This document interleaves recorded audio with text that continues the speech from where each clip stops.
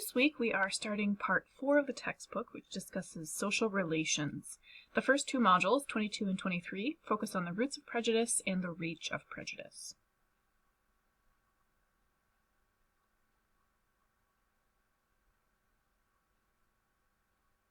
I will start by going over Week 10 activity feedback, and then I'll briefly review Module 22 and Module 23.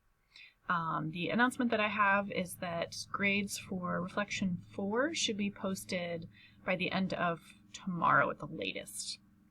At the end, I will go over Week 11 activities.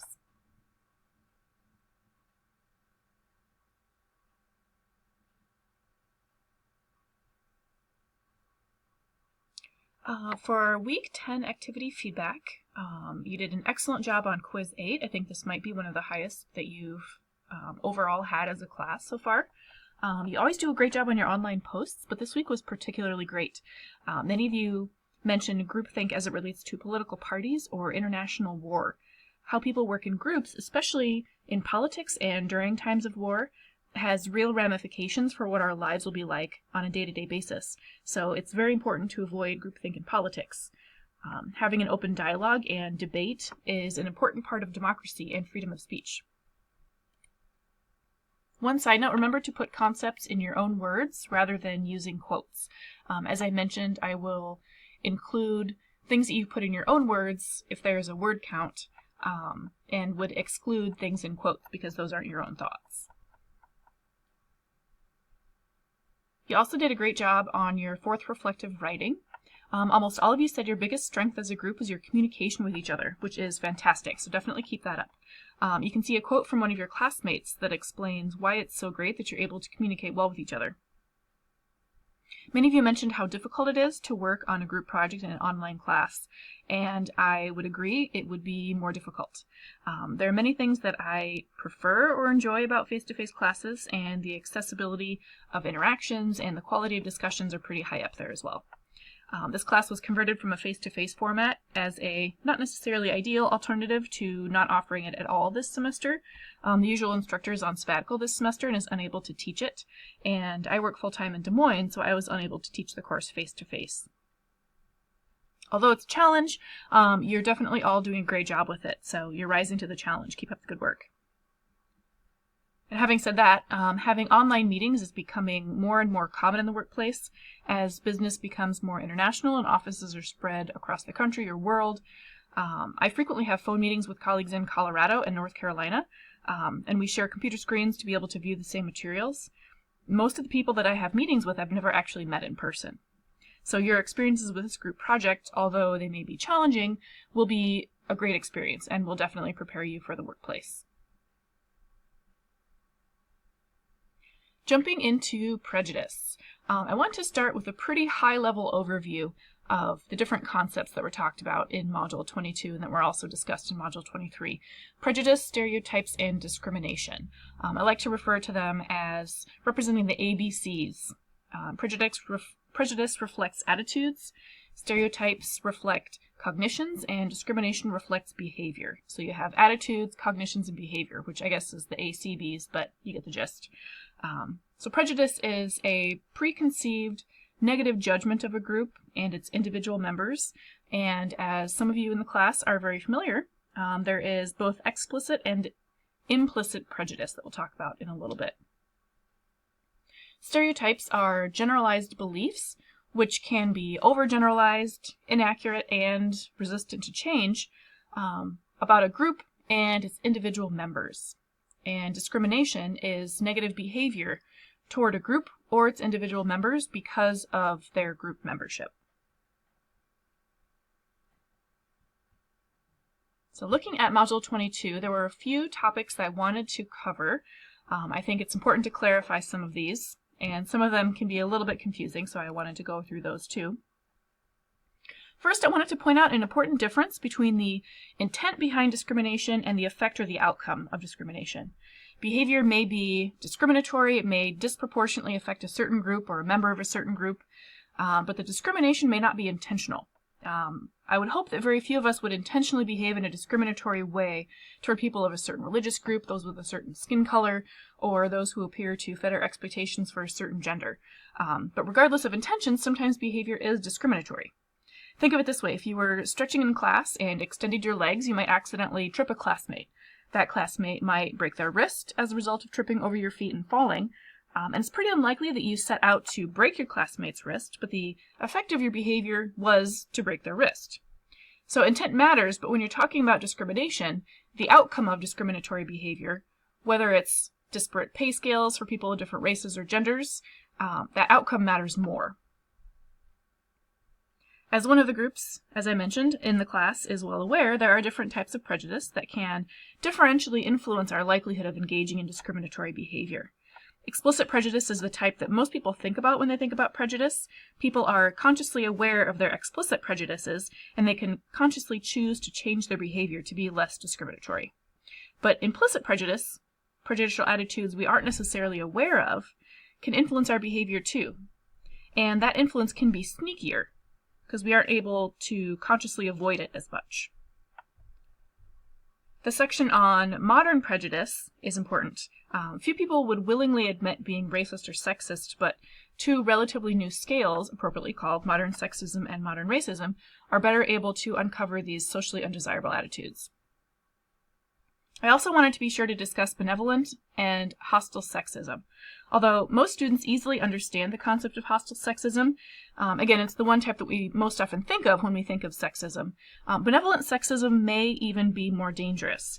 And it's dangerous because it seems so nice. Opening doors for women, paying for their dinners, giving them your jacket when they're cold. All of these behaviors can be categorized as benevolent sexism.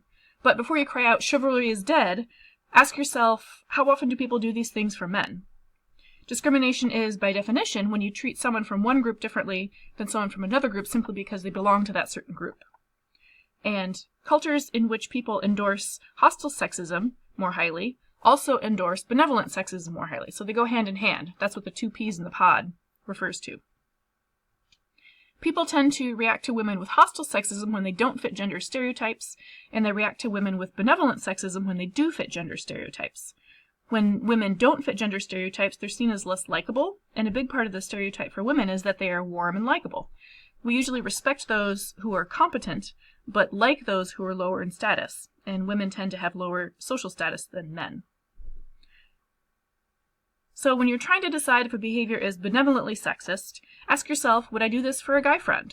So if you're walking down the street with a guy friend and he said, oh man, it's kind of chilly, would you offer him your jacket if he was cold? If you go out to eat, would you pull out his chair for him at a restaurant? So anything that you would do for a woman but not a man, that could be sexism, could be discrimination.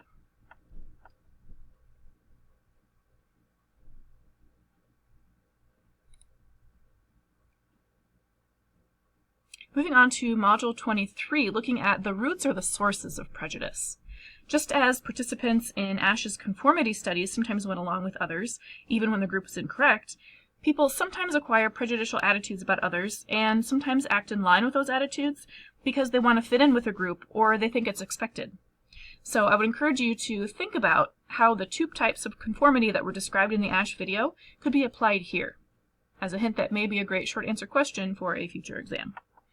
Monty Python and the Holy Grail actually illustrate some concepts from this module pretty well. So if you have a free couple hours and you're interested in some British humor, I would suggest checking that out. Generally speaking, when resources are relatively more scarce, people get stressed out. And this has been associated with increases in frustration, which is manifested in aggression, could be discriminatory behavior towards certain groups. The Salem witch trials are often discussed in high school history classes. This is an earlier example of this, which seems pretty far removed from our daily lives. Some women can become scapegoats for people's anger and fear, but this still happens today. When people are stressed out, they lash out and they express their prejudicial fear and anger toward a group. Black people are often stereotyped negatively as relying on the welfare system. Not only is this an outcome of people's fear and anger, it also perpetuates it because it suggests that Black people are a drain on our national resources, which, again, leads us to perceive that resources are becoming more scarce, leading to more stress, more fear, aggression, and so on. But As reported by the Office of Family Assistance within the U.S. Department of Health and Human Services, the gap between white and African American families who participated in the Temporary Assistance for Needy Families program shrunk from 2001, when the participants were 31.2% white and 38.6% black or African American, to 31.8% white and 31.9% black or African American in 2010. So I provided the link at the bottom of this slide, so if you're interested in looking at more of those stats, you can feel free to check that out. Although some stereotypes are associated with accurate descriptions of people, these statistics suggest that this particular stereotype is not. Refer to the section on social identity theory to read about another explanation for motivational sources of prejudice.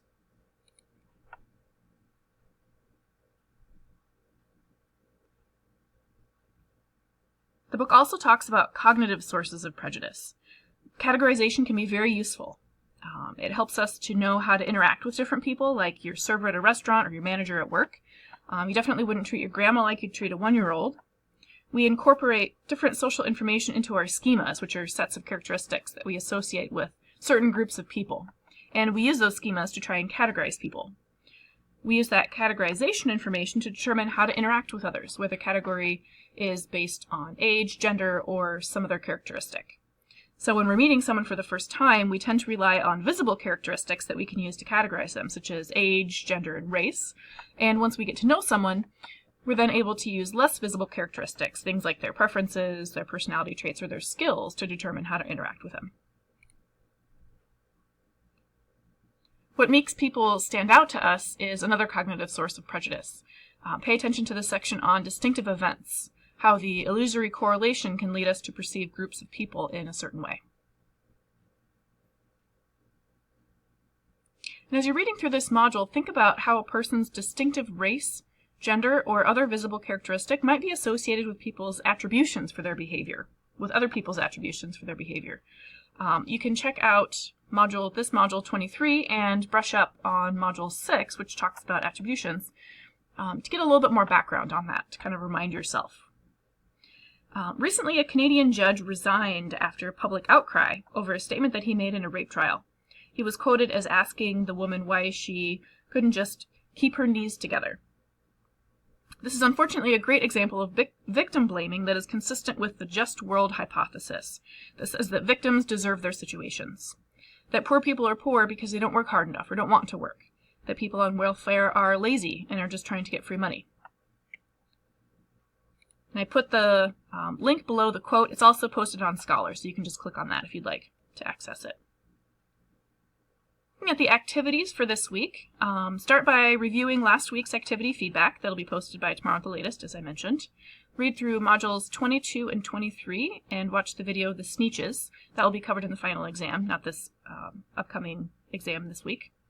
To prepare for online post 10, read that Washington Post article which discusses the judge's comments during the rape trial, and look for the judge's explanation for his behavior, and link it with other concepts in this week's readings.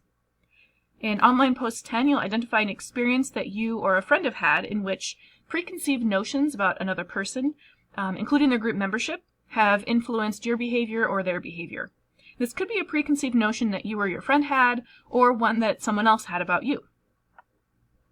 So you'll describe the preconceived notion and who held it, if it was you or someone else, and talk about how that preconceived notion manifested in the interpersonal interaction. How did it influence the way that you interacted with each other?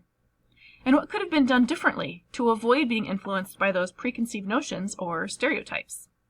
And remember to refer to a concept in the readings to be eligible for full credit.